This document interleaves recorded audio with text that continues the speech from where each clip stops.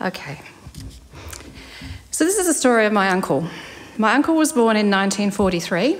He was a rubella baby, and there were many challenges ahead. During my grandmother's pregnancy, her two older children both had German measles, and she recalled at the time having a slight rash on her stomach. It was no big deal at the time. The doctors were only beginning to make the connection between rubella and the large number of babies being born during this spate of measles with hearing and vision problems, and often major heart issues as well. He was born blue, and he was a very tiny baby, and his hold on life was tenuous. He had double pneumonia at 6 weeks old, and we nearly lost him again. Sister Howard at the local hospital sat up with him through 5 night duties in a row. My grandmother believed that Sister saved his tiny, fragile life, and she named her next son Howard as a mark of respect and intense gratitude. The time moved on, and as he was approaching his 2nd birthday, my grandmother tells me that her fears were confirmed. She went into his room while he played in his cot, and the roll of blinds rolled up with a huge bang. She was startled, and my uncle didn't even turn his head. His hearing was tested, and they found that he had a severe to profound hearing loss. My grandparents lived on a very small farm just out of town, a town called Swan Hill in country Victoria. Not a place hugely resourced for children born with a hearing loss back in the 1940s. So at 4 years old, my uncle and my grandmother piled into a ute with another family, 3 adults and 2 children in a rusty old ute, and they headed for Sydney. The drive took several days. My uncle was finally fitted with hearing aids. My grandmother talked for many, many years about sitting in the office while he was fitted with those hearing aids. There was a jackhammer out the window, and she always recalled him turning to the window with this look of astonishment on his face. The hearing aids, though, turned out to be both a blessing and a curse. He loved having some auditory access to this world. However, he had to wear a specially made vest all day to carry the very large batteries that charged the aids. The cords were too long, and they were constantly getting caught up in life's moments.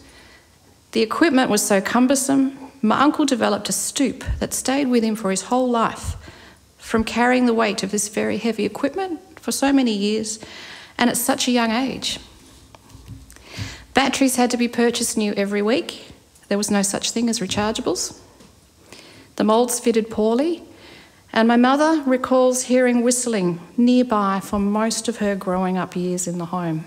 Whistling became their normal background family noise. So at 7, it became apparent that there was a problem with his heart. There were many children at that time with similar challenges, and my grandmother had to wait many long, anxious months while a team of nurses and doctors from the Alfred Hospital in Melbourne was sent over to the United States to train in how to do this very specialised and very risky surgery. The surgery day finally arrived. My uncle was cut from the top of his chest all the way down to his waist and up his back in a diagonal. And I remember being young and being both impressed and terrified by this really long, jagged scar. The incision was covered in sticking plaster, and it needed to be changed every day. My grandmother told me that this was the only time she ever saw him cry after he left the toddler years. The pain must have been just excruciating. The family were told then he wasn't expected to live past his teens because of his complex heart problems. By the time my uncle entered high school, it was becoming clear that something needed to be done about his vision. He developed a permanent head tilt, and the squint was becoming extreme. He received glasses in early high school, which helped his one good eye.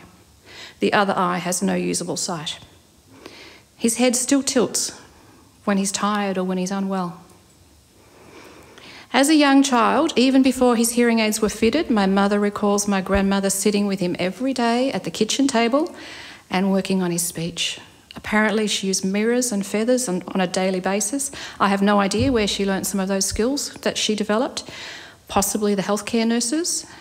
She did visit Victorian School for Deaf Children once when she was in Melbourne for a post-surgery checkup, so possibly she received some advice then. In rural Victoria in the 40s, there was a very limited awareness around signing. Speaking and listening must have seemed like the only option to my grandmother. I do know that her mother, my great-grandmother, lived with them for many years throughout the war, and she insisted that he would never learn, he would never be able to learn, and he should be institutionalised, something my grandmother always totally rejected and was bitter about until her death. In fact, she talked to me about it, the last conversation that I had with her before she died. High school was pretty tough for my uncle. The primary years were spent in a school with a total number of students only in the 20s, and it was a fairly protected local environment. Going to the big high school in Swan Hill was a whole different matter. I can only begin to imagine how misunderstood he felt and how much information he misheard or he misunderstood. Teenagers were cruel back then too, he tells me, and he left school as soon as he turned 14. So my uncle is now 75 years old. He's still enjoying a rich and fabulous life, living in a small country town called Tongala in central Victoria. He's travelled the world, he's enjoyed strong, long-lasting friendships and family connections. He's someone I look up to, I admire, I talk to him every week. I'm so proud of who he is, what he has become. And I guess to finish, the world of deaf education, which I wouldn't have entered into without my uncle being such an important person in my life, and indeed audiology, has changed so much.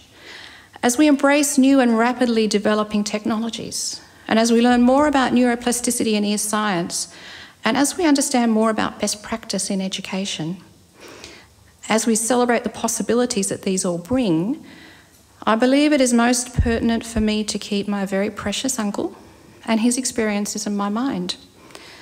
Let's celebrate the advances that time has brought us, but let us never forget that there are real babies, children, mothers, fathers, grandparents behind these stories.